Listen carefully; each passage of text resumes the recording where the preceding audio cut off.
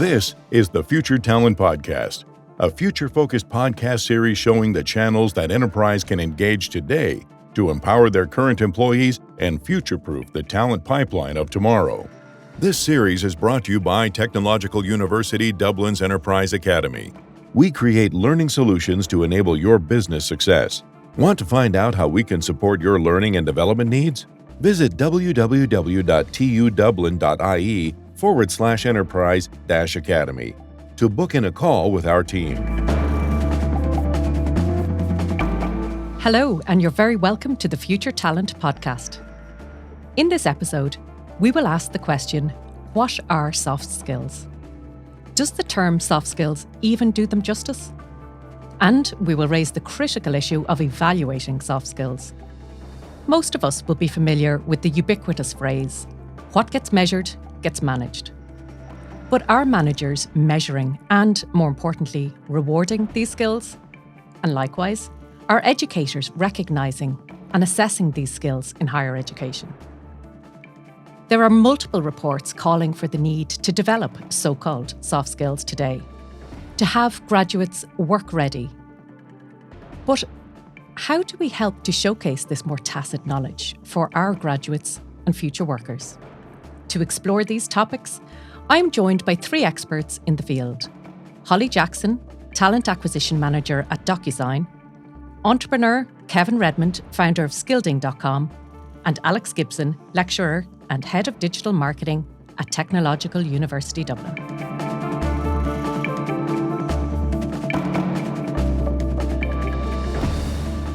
Today I'm going to give a bit of an introduction for a few minutes to talk about what you already know, to be soft skills, just to see what page we're on. And then I'm going to move to the panellists, and we've got representatives from academia and from industry and from entrepreneurship perspective to just unpack this a little bit more and get to the question, why are soft skills hard? So why are soft skills hard? So we've even just planting little cues there. And if we think about patience, why are soft skills hard? Okay, so, or what do they even mean? So again, if we think about that massive word bubble, cloud bubble that we created there, it's, well, what does it mean? What's my specific definition of it? Now, if you go and have a look on, search for the word soft, we can see why soft skills has not been given the credibility and kind of the credence that it actually needs. So you've got words to describe soft. It's a blurred, vague, hazy, squidgy. So are these the word? Are we going to prioritise these are the skills that we need for our next leaders? When we use words like soft skills, it's probably just, it's why it's kind of vague and hazy, because it's not really encapsulating, I think, what we created there in that word bubble a few minutes ago. But then when I went to do, okay, well, what is the definitive definition of soft skills? That's elusive as well. If you go and have a little look, particularly if you look at academic journals, nobody really wants to actually put it in a nice, clean definition. They kind of skirt around it. It's kind of vague. But I went to the old dictionary, Cambridge Dictionary, to get something that I thought was the clearest and most concise. People's abilities to communicate with each other and work well together. I think that's nice. I think it captures a lot, tells a lot. What is hugely, would you say, problematic, can be trialing or difficult to do, but it's what we in our everyday work need to be able to do to get work done effectively. Most people have to interact with one another on a daily basis and hopefully work well together. Okay, so there's the closest thing to a definition I found. And then again, if we look at how people talk about soft skills, there is a multitude of different terminologies around it. So this is the list that I've collated just through, again, researching it academically and then just looking anecdotally on it. Soft skills, transferable skills, transversal skills, employability skills, 21st century skills, power skills, durability skills, that was the newest one. So, but I do like that. Like power skills versus soft skills. Power skills, suddenly now I'm going to, yes, our leaders need power skills. So again, this might be, it's just terminology, but I think it is important. So I think that term soft skills, although we still use it, it is much more than squidgy or vague or hazy, or should it be? Okay. So there's been lots of reports for the last few decades. Higher education has been tasked with teaching various skills and competencies, obviously for graduates, what they're looking for. From the UK Deering report back 30 years ago, and more recently today, entrepreneurial skills, green competency framework. Kate made reference to these skill sets being more important. But think about things like realising the importance of green and sustainability. Skills like empathy will be so important to realising the green agenda in your work capabilities and productivity. So there's a lot of attention on getting, in higher education, getting graduates competent in much of these skills.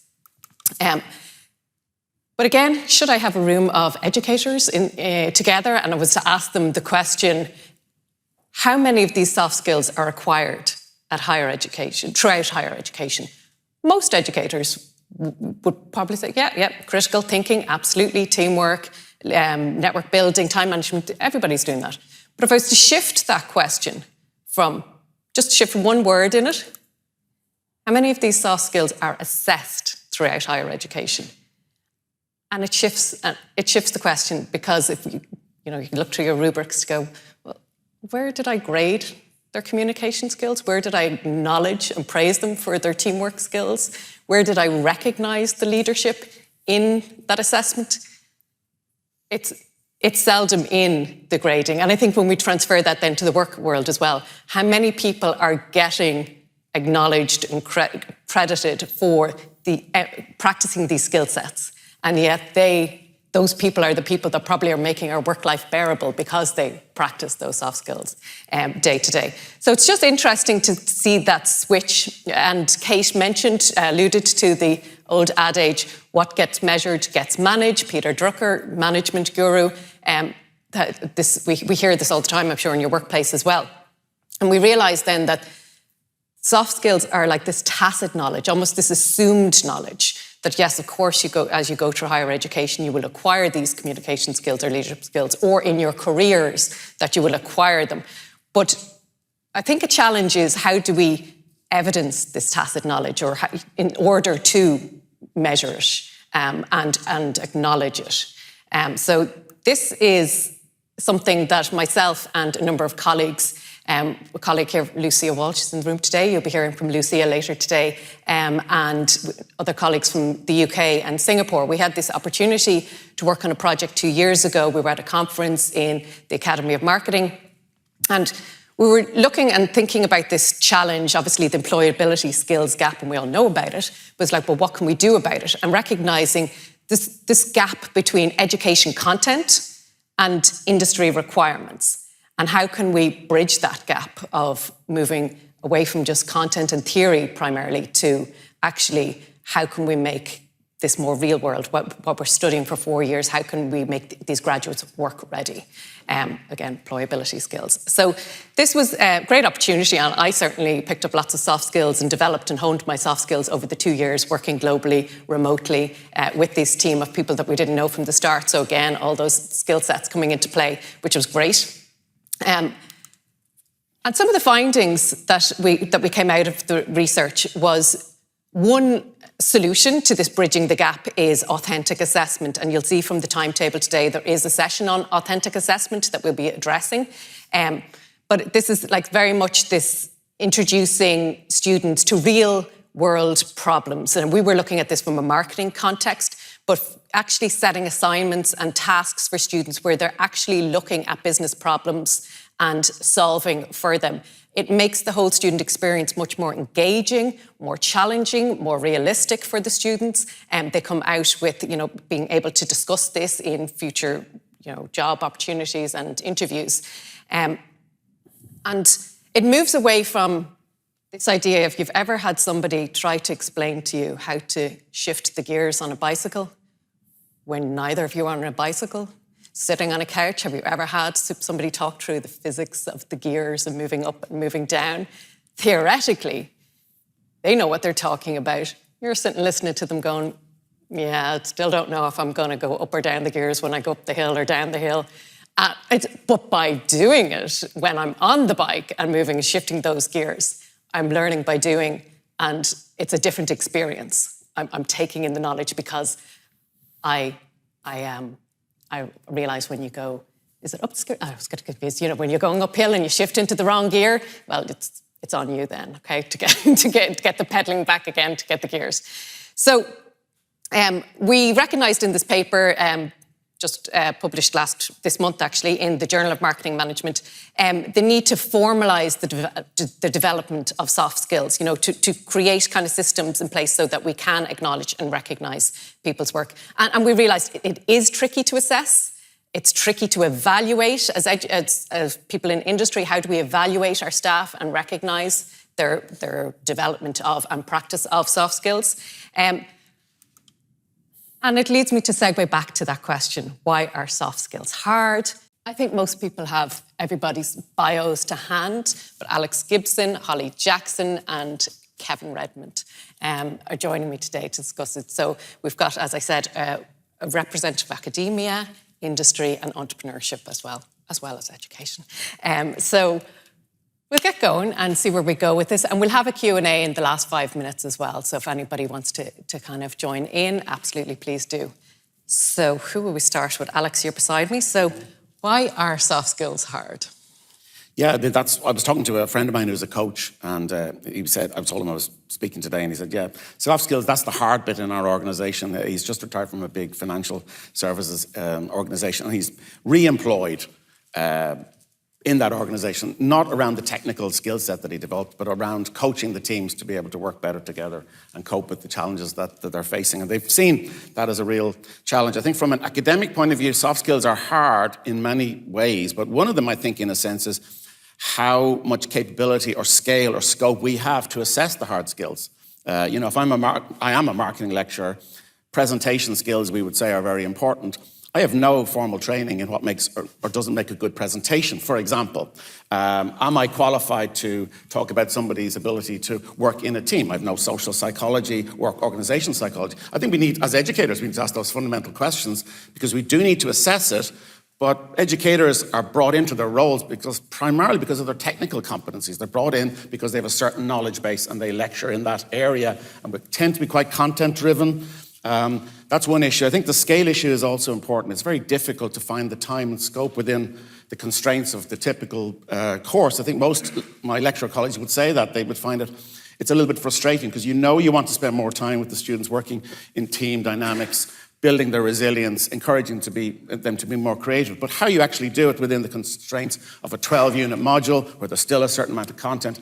So I don't have an easy answer for you, other than I think we need to look at creative ways of, for example, embedding more technology to allow lecturers to assist in that area. I think we need to work closer with industry to give students the opportunity to do that, not just on placement, which I think we do very well in TU Dublin, and that's an important opportunity for students to build many of those soft skills, and they come back to the classroom invariably transformed because they've, in a real profound way, had to engage in some of these soft skills. But how can we do that? You know, from year one is a challenge. We're looking at all of these things. We're in our faculty at the moment about to undertake a major review of all the programs, and we are explicitly looking at the soft skills dimension. We're looking at a framework that's called the T-shaped graduate. You know, it's not without its flaws as a model, but we are center stage looking at all of the modules, all the units around how do certain broad soft skills get represented within those modules, as well as the deep learning that you'd expect to be embedded in certain content outcomes. It is the challenge, yeah. And I suppose because the higher education, it's funny, like those soft skills are becoming like more and more a priority for, like the expectation is the graduates arrive with these soft skills, arrive into industry with these soft skills. So it's probably more of a pressing challenge, probably for universities as well. Okay, so Holly, from an industry perspective, Holly's based in DocuSign. What do you think about what's happening with soft skills and how do you guys measure or... Yeah, so, soft skills, it's extremely difficult to measure a soft skill. For us, in an interview setting, it would be all about situational types of questions. And we're relying on the candidate's prior experience, whether that be from education or if it's industry experience, or it can even be if we're looking at volunteer experience as well. So when we look at soft skills, what we're looking at really is, I feel, the human touch, those human skills. And they're the empathy, the kindness, those types of behaviours. Yeah, I'm just thinking when if you have a graduate and you're looking for them to share their stories, so having an authentic assessment story to tell, even if they don't have actual work experience, that would be taken 100%. On board. Yeah, that would be, and they're things that we really value a lot more, I think, in comparison, not more, but we would equally value them as much as hands-on experience. Right. Because if you can demonstrate a story of showing your empathy, showing your kindness, showing your team competitiveness and team player, they're all things that we value. So it's more through storytelling as opposed to quantifying, because I think sometimes this quantifying is a bit kind of murky as well. How do you, on a scale of 1 to 10, how empathetic are you? Absolutely. Depends what kind of day I'm having. Yeah, exactly. Whether I can draw on it or not, so it can be a bit. And that's why when I would speak with fresh graduates, or when they're coming to their first year of looking for employment, we're really interested in seeing the extra things that they did outside, the extra projects that they did, even being involved in sports and being involved in volunteer work. They're all the things we look for as well. Or, entrepreneurships. So they're really things that we look for now as an employer, rather than I got a first in this degree or that, Which ties into what Kate was talking about, the skills first approach. So absolutely. It's happening in the recruitment. Oh, absolutely, yes. Okay, cool. And Kevin, hello. Lastly, have you any answers for us? Why are soft skills hard? Because they're not binary. I think if we were all in a factory making widgets, you'd either make it or you don't. But if I'm in a negotiation, or if I'm trying to be more empathetic or something, what might work in one conversation could go down like a lead balloon in another conversation. So the problem is that it's hard because it's not measurable. And because it's not measurable on a big scale, it makes it hard, like I said, to quantify it. So really what people have to do, not to get too deep, but is to look inward, is to kind of think about, what am I putting out into the world? Like I said, on a different day you could be more empathetic than another day. And that's what every individual has to decide for themselves, what they're actually putting out into the world and how they're showing up to work. So I think I said it to you before, that you can lead a horse to water, but you can't make them learn anything. You can't make people learn these things. They have to want to learn these things. Mm-hmm. So that makes it hard as well. And I think one of the ways to do that, or actually two of the ways to do it for corporations that we've seen, is to reward the effort and not the result of attempting to become more empathetic or attempting to become better at presentation skills or whatever it is. You should reward the effort rather than the result. And you should make it safe for them to fail, because you are absolutely going to fail your way to success when it comes to soft skills. Just to add to that, I think that's a really important point, that in education we're a little bit hamstrung, I think, in the sense that, let's take a particular module, a student gets a presentation to do at the end of the module. They're not constantly failing. And I think failure is, one of the most important learning, if not the most important learning block in our lives. I think we'd all agree with that. But in a sense, it's difficult to build sufficient opportunities for people to fail often enough so that their skill sets are actually improving.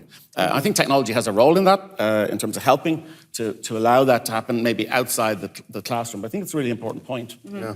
And actually, one of the things that I've heard before is there's no such thing as failure, only feedback. Like if you do a presentation and it dies in its arse, then you have to kind of think, well, what did I do wrong there, rather than just feeling like a failure. It's just all feedback.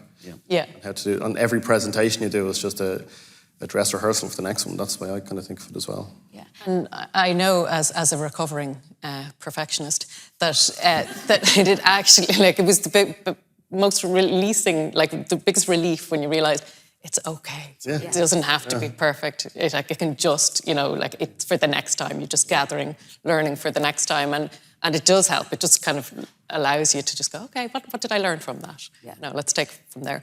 But Kevin, what I found really interesting when I came across you, you might talk a little bit about what your platform does, because that's what intrigued me when I was exploring soft skills, to find something that what you're doing is kind of quite interesting. So I'll give a really quick background on where I've come from. I spent a long time in education. I still consider myself a teacher. I used to be the person standing in front of 12 people in a room for 4 hours talking about leadership and sales and persuasion, all that kind of stuff, knowing full well that no one would remember I was there in a week, let alone anything that I said. So after over 20 years of being in education, I've taught over 50,000 people and given thousands of presentations. I come up with a very simple philosophy for what real learning actually is, specifically for soft skills, that you have to understand, remember, and deliberately practice your newly acquired knowledge. So you have to understand how I could apply, say, for example, a leader should be a source of clarity. That might be something to hear in a training event of some description. I need to understand how I could apply that. I need to remember it at the moment of truth. So when I'm in the conversation with somebody, when I'm talking to my team. And the third thing I need to do is to find opportunities to deliberately practice and reflect on it. So what we do is, the understand part happens away from us. We come in at the end with the remember and the deliberately practice part. We make sure that basically our platform just takes the learning outcomes from a training event, whether that's a panel discussion, e-learning, face-to-face training, mentoring, whatever it is. We take those learning outcomes, we spin it up into our platform so that people then are fed summaries to help them remember the content, and then we give them a digital portfolio where they can deliberately practice, for example, being a source of clarity for their team. So they can pick a time and a place to go and do it, and then we'll remind them to do it. And then after they've done it, we'll get them to reflect on it. And what they're doing is they're building up a report dashboard, basically, on all the different things that they're practicing. So I practiced assertiveness 12 times this week. I practiced my negotiation skills twice last month, whatever. So you're actually taking the intangible soft skills and making them tangible. So actually you're putting hard data on soft skills. Yeah, no, I just thought it was like one of the more creative ways of trying to tackle this. Well, it took 20 years for me to get to this point. I know that on some of our programs, one that would be under my ambit, the Masters in Digital and Content Marketing, the students there, this is a fairly new initiative, but they do a digital portfolio. Yeah. And it's integrated into the virtual learning environment, so it's relatively easy to set up, but it's a permanent archived record that I think would be really valuable to a prospective employer beyond their CV, and that's something that we were very conscious of. And I think that those type of initiatives and what you're doing as well, really, we need to look at new ways of archiving the skill sets that students have built up. Moving from tacit to making more explicit, because that's quite often, if you ask a graduate, what communication skills have you studied, and they may, oh no, I did like a degree in marketing or business, and it's like, you have to kind of extract from them. No, but didn't you do presentations every month or every other month in school? Didn't you learn teamwork with groups? You kind of have to remind them of it, to kind of draw it out for them. Whereas if we can make portals that they can explicitly reflect on and exhibit and think about what they actually have done, as opposed to just the hard skills, but also the soft skills they've acquired to get that discipline-specific accreditation they're working towards. Okay, so Holly, I might come over to you now. So I suppose, obviously, because I've been researching this, maybe I feel that there's an increased kind of emphasis on soft skills, but I'd like to hear if you feel that too, from an industry perspective. And why is it? Why do you think more than ever are recruiters and industry asking for those soft skills from a graduate? Yeah, for sure. I think definitely, soft skills are at the forefront of what we're recruiting for at the moment, and they're things that we're certainly looking for. The why behind that is, when you look at the industry, it's a community. You're working with people day in, day out. You spend more time with your colleagues than you do with your family. So we want to make sure we're working with nice, kind people that we all get along with, and that's why it's so important. The soft skills, they're learned through your day-to-day. Yes, they're learned in universities and colleges, and as to your point, Dee, when we're interviewing graduates, we really have to pull and extract that from them. You know, it's like, you know, well, you do have time management skills, you do have great communication skills, you had to juggle this and this, and especially if you see a young candidate who is working full-time and they're studying full-time as well, like that's an amazing soft skill that we can extract so many things. So they're all the things that we're looking for. In terms of the importance of it, it's about, as I said, the community and the sense of belonging and working together to achieve something together, to achieve a higher goal. And they're all the soft skills combined, I think, you know, that we look for. And that's why it's important. It's the human approach. It's the human touch and the sense of community. That's why we go to work. You know, we can all, we work. Hopefully. Yeah, I hope so.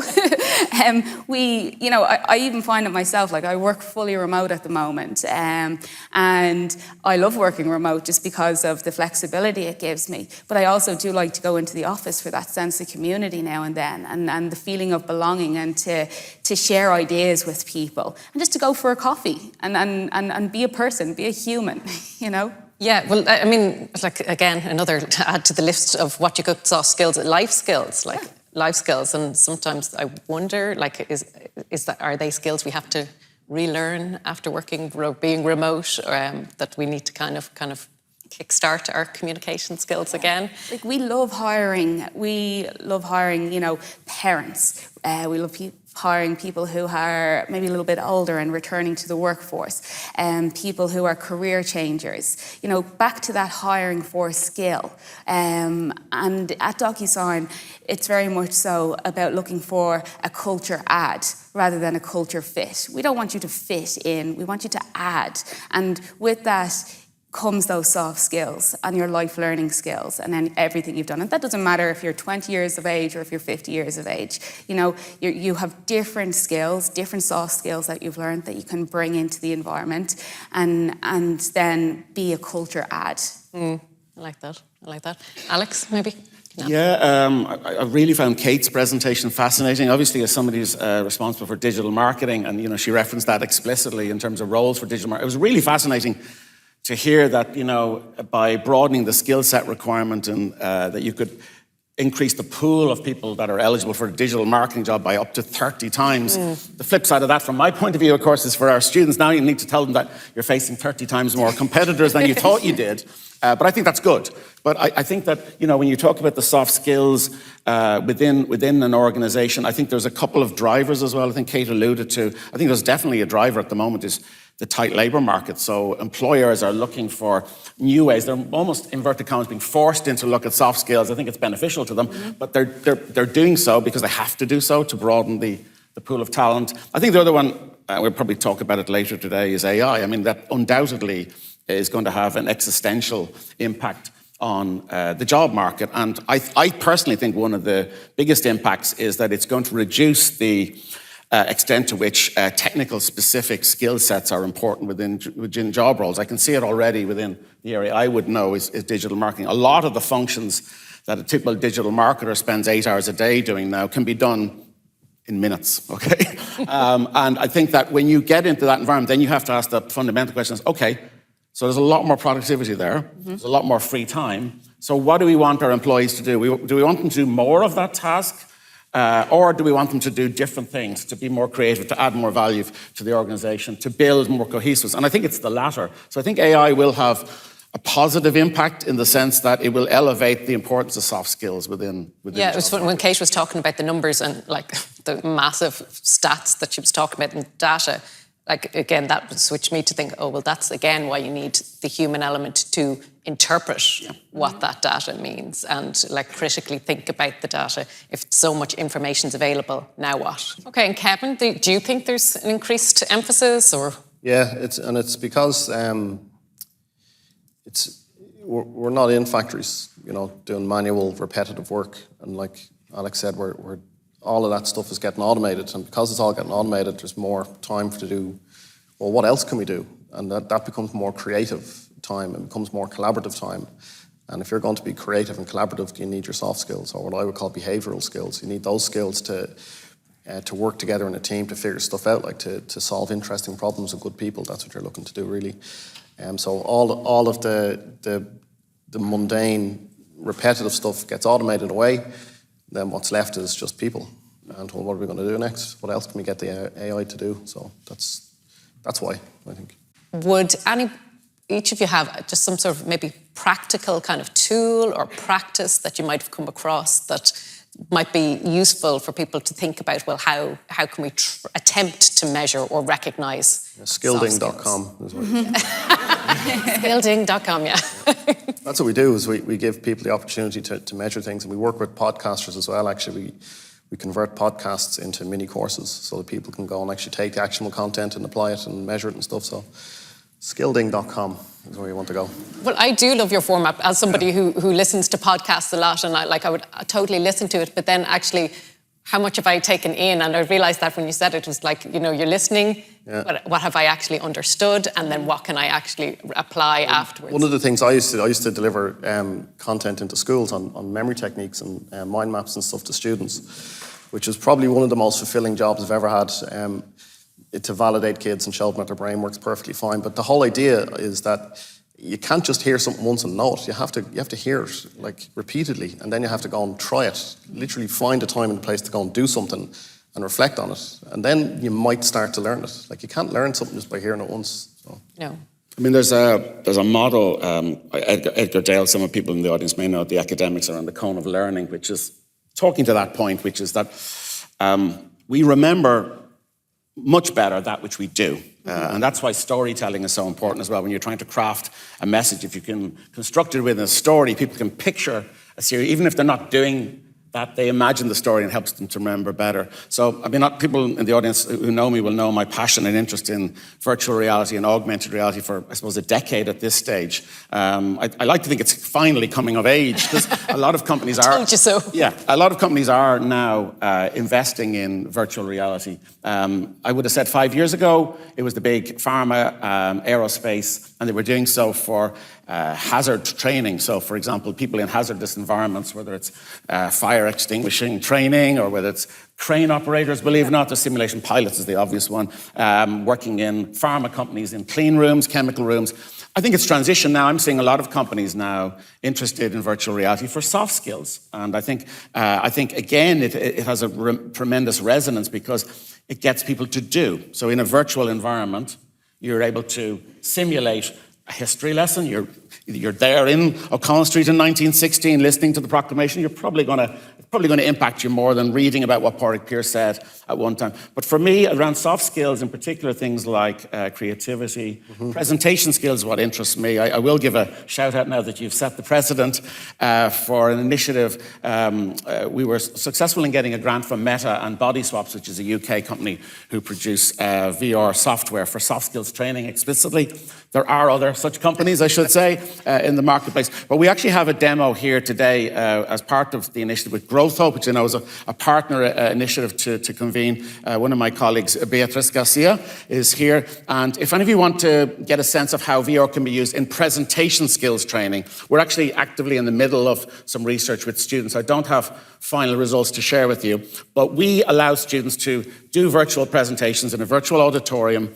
It can be monitored, they get instant feedback, they can replicate the training an hour later, a week later, a month later. So they get much more opportunity to do presentations than they do in the real classroom environment. They get feedback. Students are telling us it makes them less nervous than having to make presentations in front of their classmates. It measures key metrics. And most importantly, it's created the software by psychologists who specialize in communication. They're trained to do this. I'm not trained to do this. So I'm much happier if I can allow students to borrow a headset or to use a headset, which will encourage them to look at some of the fundamentals.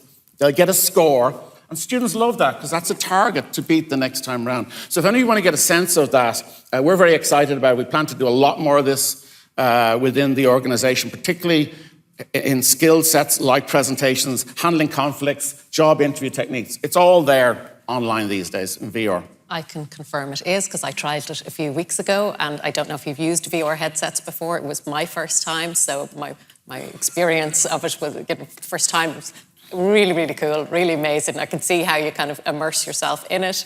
And I also, it would be like a safe place to practice, because sometimes practicing like specifically presentation skills in front of people is kind of awkward at first. But doing it on the system, I did about an hour of it, and it was like really cool just to try it out. So I would definitely encourage you in the coffee breaks to head over there with Beatrice to try it out and try out your presentation skills virtually.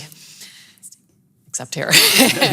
All right, okay, so Holly. Yeah, I guess, from our perspective, or any kind of environment that I've worked in before, it was always measuring the skill via doing a presentation, but there's no room for failure in that environment because you're in an interview. And then a role play as well. We'd often do role plays to assess listening and communication skills. These would be specifically more so for sales jobs or leadership roles. But they would be the two ways that we would assess those kind of skills. In addition to, as we were talking about, storytelling, and then how you're answering that question, ensuring that you're, of course, using the STAR approach and getting to the point. Guys, thank you so much. But what we might do is open it up to if anybody has any questions in the audience that you'd like to direct towards anyone or myself. Hugh's there with the mic. Thank you very much indeed. Very interesting. I'm Jane Massey from SGS, but my comments refer back. I'm quite old. I've been around working for a very long time, and for 35 years I've been an impact evaluator on principally learning and development, but not wholly. So I'm struck firstly by Kevin's comment about what is it? You said, remember, understand, and apply. And I would take everybody back to good old Bloom's taxonomy and how that's evolved over the last, 70 years, and we don't pay attention to it now, but actually it's the fundamental behind so much, if we understand it in its evolutionary state. So that's just a comment on that. The second thing is learning taxonomies and skills taxonomies, or whether we call them competencies, which seems to have gone out of fashion now. Soft skills, I'm around long enough to be there before soft skills. I've seen the peak of soft skills, and now it's becoming a bit unfashionable to talk about soft skills. We do need to do much more about understanding what good, superb, not very good, really quite poor, actually looks like. So we forget the idea of observation.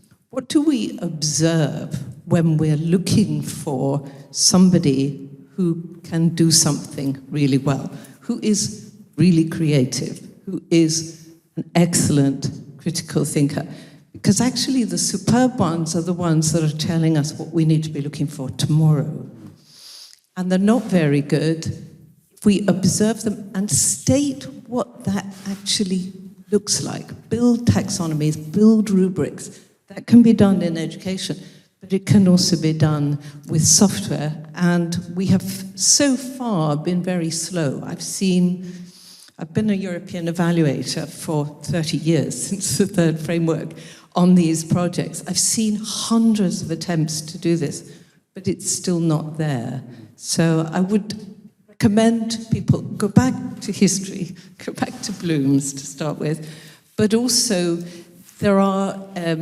there's work to be done on building better taxonomies and observational rubrics that we can use in industry and in academia.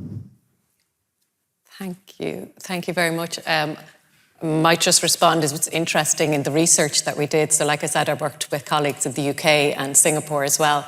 And very much when we were working and comparing our case studies, and we were kind of like, well, let's take out our rubrics. And it was interesting the variation in the rubrics that each university had.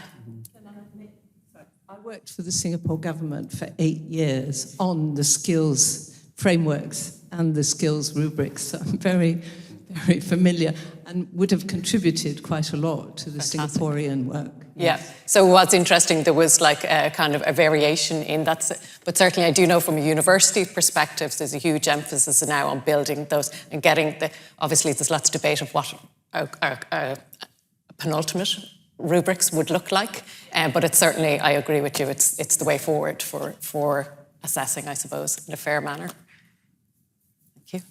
Hi, I'm Greta Stahl from Workday. I wanted to perhaps pick up on a theme that Jane talked about and comment on this comment, reward the effort, not the result. I think that idea holds a lot of appeal for us as educators in terms of how people learn, and certainly as a parent, that's what I preach to my daughter at home. But coming from the corporate environment, I can't sell reward the effort and not the result. If I'm going to sell a training program, I need to be able to talk about here's how we're going to demonstrate that this is working, that people are actually learning something in terms of soft skills in this program. Here's how the business is going to benefit from that.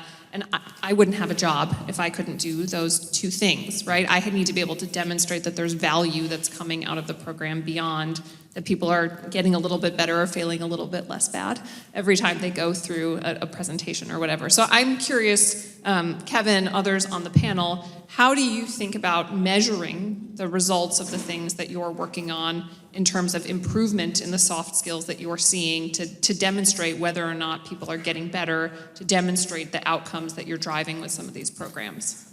So when I said that you should reward the effort, not the result, what I mean is that to get people to use our platform, if it's mandated, people won't use it, right? So, but what you have to do is to say, well, there's some sort of reward in place for using the platform. So what happens a lot of the time is that before companies meet us, they're delivering content to their teams, and I'll say to them, how do you measure the impact of that? And they go, well, the feedback was very good. Right? Well, that's nonsense. That's like a certificate of completion. It's nonsense.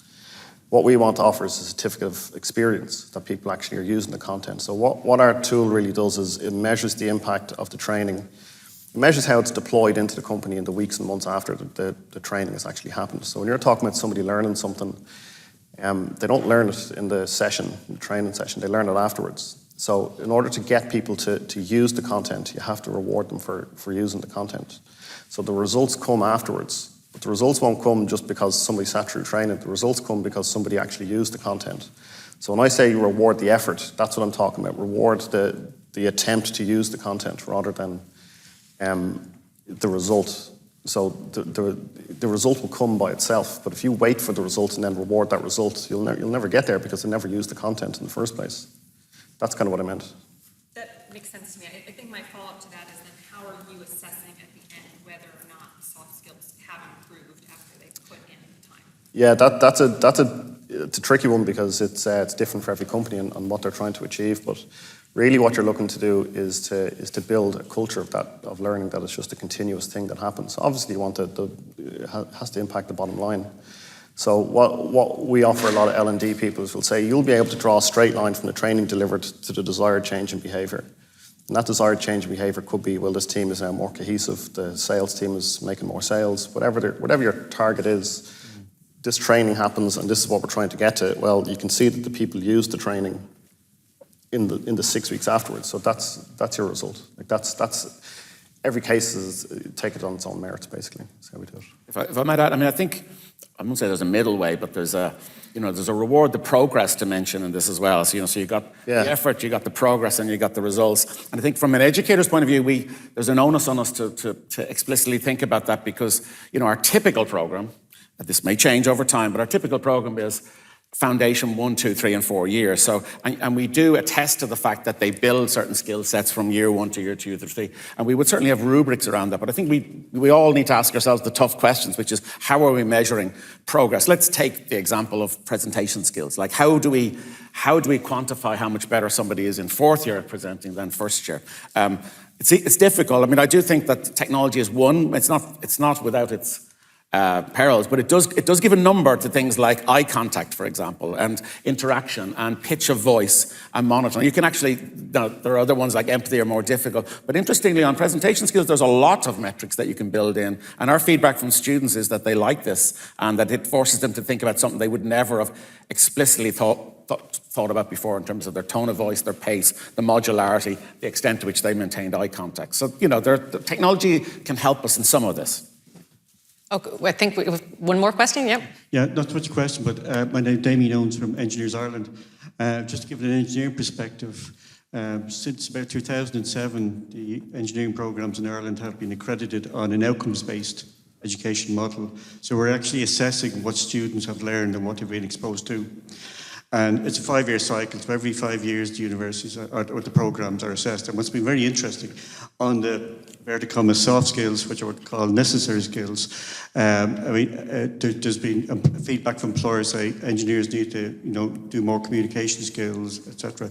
So you can see over the 5-year cycles as each university has moved along how things have improved. We assess, so when we accredit the programs, you can see exactly what students have learned. And the things we have learned is that you can't compartmentalise the soft skills. You can't have a module on ethics and a module on communications. You've got to spread it across the programme.